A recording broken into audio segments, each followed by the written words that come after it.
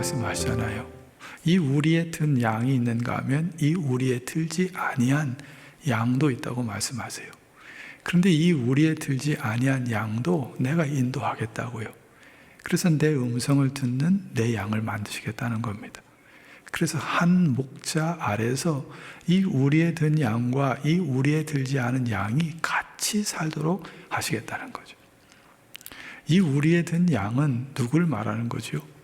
또 이 우리에 들지 아니한 양은 누구를 말하는 것입니까?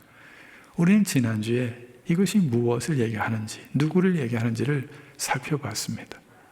이 우리에 든 양은 예수님을 내 삶의 주인으로 삼고 그분을 나의 목자로 삼아서 그분이 인도하시는 길을 따라가는 사람들인 것이죠. 이 우리에 들지 않은 양은 누구를 말합니까? 정반대죠. 예수님을 내 삶의 주인으로 삼지 않은 사람들, 그분을 나의 목자로 삼지 않은 사람들, 그래서 그분이 인도하시는 대로 따라가지 않는 이들을 말했습니다. 근데 예수님 말씀하시는 겁니다. 이 우리에 들지 아니한 양들도 내가 인도하겠다고. 그래서 내 음성을 듣고 나를 따르는 내 양을 만드시겠다고요. 그리하여 이 우리에 든 양과 이 우리에 들지 않은 양들이 함께 한 무리에서 한 가족으로 살게 하겠다고. 그러니까 예수님은 이 두 양들의 진정한 목자, 모든 이들의 목자가 되시겠다라고 그 말씀을 하고 있는 것이죠.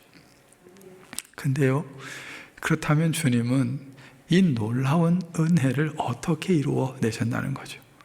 다시 말해 이 우리에 든 양과 우리에 들지 않은 양을 어떻게 한 무리에 들게 만들었고 한 가족이 되도록 만드셨냐는 겁니다. 하나님이신 그분께서 그냥 죽으신 거죠. 한 영혼을 사랑하는 마음으로 그분의 생명을 드렸던 이 희생, 이 헌신, 이 수고로움이 이 우리에 든 양과 우리에 들지 아니한 이 양들을 하늘 아버지 품 아래서 한 가족이 되도록 하신 거죠. 결국 우리 모두가 한 가족이 되고 한 무리에 들어서 그분을 나의 주님으로 삼고 그분의 양이 되어서 따라갈 수 있었던 것은 그냥 그분이 죽으셨기 때문이에요. 그렇게 그분의 생명을 우리를 위해서 주시는 희생의 열매인 것이죠. 바울은 이 점을 너무 잘 이해하고 있었습니다. 바울이 말하는 건 하나잖아요.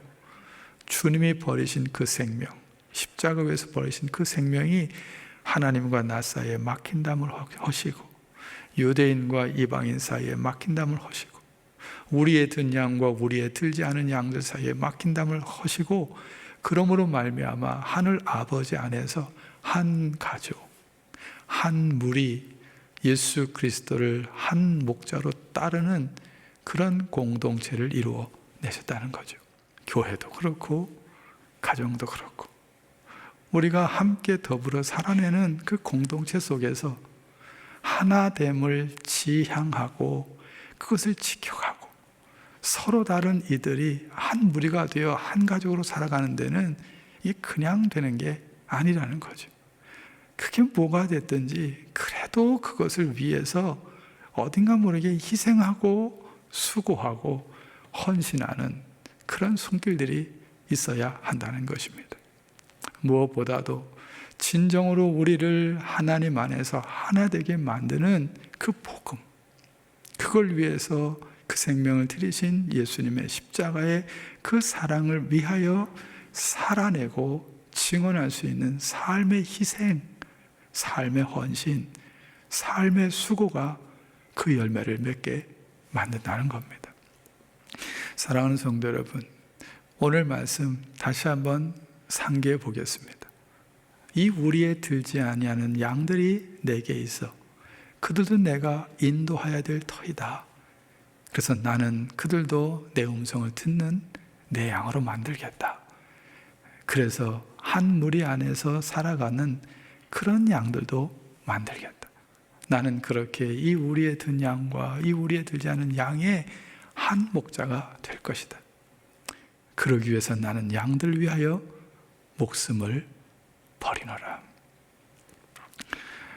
바울은 그렇게 버리신 그 목숨을 붙들고 한 무리, 한 공동체가 된 우리에게 이런 권면을 그래서 합니다. 에베소서 4장에 보면 그렇게 바울이 권면하죠. 그러므로 이제 그분의 은혜로 한 무리, 한 공동체, 한 가족이 된 여러분, 겸손과 온유와 오래 참음과 사랑으로 서로 용납하고 평안의 맨일줄로 성령께서 그분을 믿어 하나 되게 하심을 힘써 지키십시오. 우리가 살아내야 될 말씀인 것이죠.